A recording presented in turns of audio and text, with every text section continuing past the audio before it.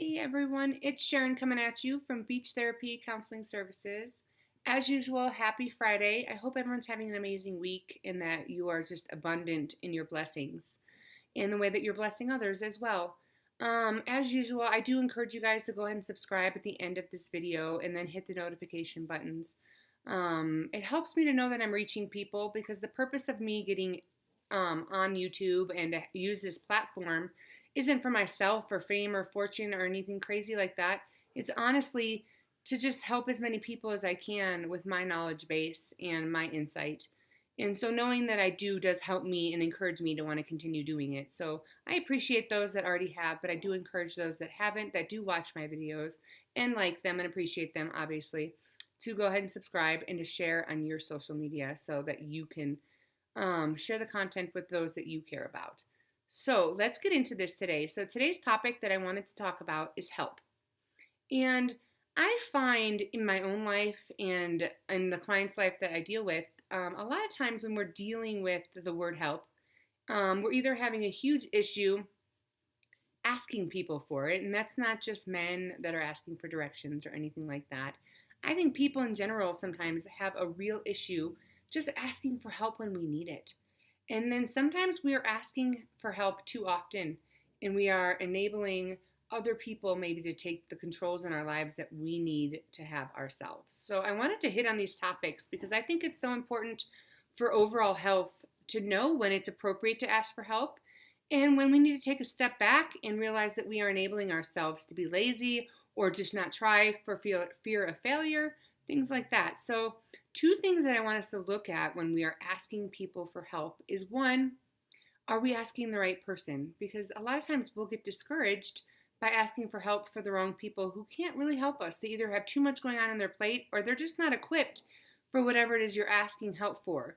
So I totally understand the whole, well, I only have a certain amount of people that I trust, but depending on what you're asking help with or for, is that person really equipped to do the helping? So if they're not and you've asked them for help and they fail or say no, it's not really okay to place blame on them for that because they weren't equipped to do the job to begin with. So I really do encourage you before you go and ask for help to evaluate your situation, evaluate that person, and really have an honest conversation with yourself. Like, can this person actually legitimately help me with this? If they can, of course, please go ask them for help. And then the second thing is this something that I've tried to do myself or I know that I can do myself that I'm just choosing not to? So that's another thing that you really want to evaluate in your life is if we're asking for help, make sure that we legitimately need it. Don't start becoming codependent on other people to solve your problems, to do the things for you, or to figure things out that you could do yourself. And I have good examples of that in my own life where, I'm not the most handy person. And so things will break in my home and I don't know how to do it. And is it legitimately okay for me to call people at that point? Well, yes, because I don't want to make a bigger project for myself than I need, right? By ruining something. But is it something that somebody can maybe talk me through and I could figure out? And I have figured that out in my own life. Like, there are some things that people can talk me through, and I can definitely do them myself. So I become much more self sufficient as far as that type of thing. So you want to make sure no matter what it is you're asking for help for, it's something that you've at least attempted to do yourself, or you know your own capabilities and you know that you're not going to be able to do it. Because my first encouragement is always to be self sufficient. Because in the end of the day, as much as we love our people, we love our spouses, we love our kids, we love our family and our friends, the person that you can count on without a doubt 100% is going to be yourself. No matter how many beautiful souls you have in your life that are there to support you. And that's always a good thing, obviously, to have those resources. But you want to be able to do as much as you can by yourself just for the mere fact of what if that person isn't around that day you need them? Or what if the people that are in your closest circle don't actually know how to provide the help that you need, like we said in step one? So become as much self-sufficient as you can. And then if you need the help, obviously, I always say reach out for it. And that kind of leads into the, are we overly asking for help? Are we becoming codependent on other people to do pretty much our life for us, right? We do the very minimal amount and then we outsource for everything else. And I'm not talking about things that we're doing for self care. Like, let's say we can clean our house, but we have a cleaning lady. I'm not talking about those types of things because sometimes outsourcing things is self care because you have so much on your plate. And there are just some things that, yes, you can do it, but that doesn't mean you should be doing it because you know what?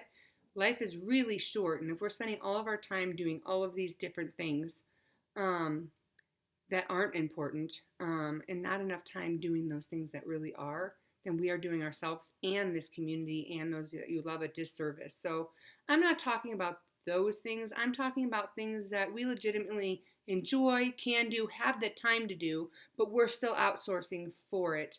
And then we're becoming codependent on other people and other things in order to kind of make our life complete, right? So you want to really look at that like, hey, what am I really doing right now? And can I be doing that? Or should I be doing that?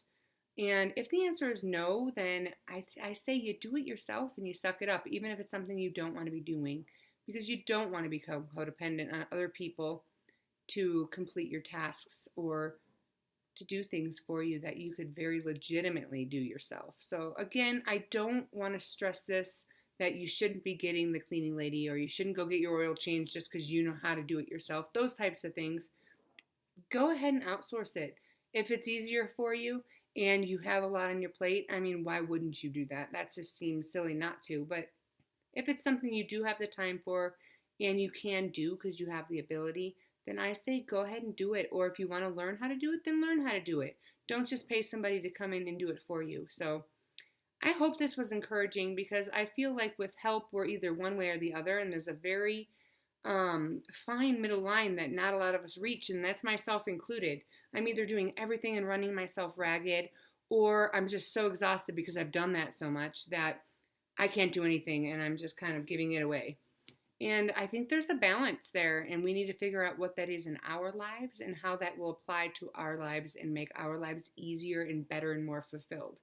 So, hopefully, this was encouraging, but as usual, if you guys ever need anything at all, mybeachtherapy.net has all my contact information, and I'd be happy to have you here in my counseling room in order to walk through some of these things that you are experiencing in your life. So I hope you guys have an amazing weekend, and we will see you next week.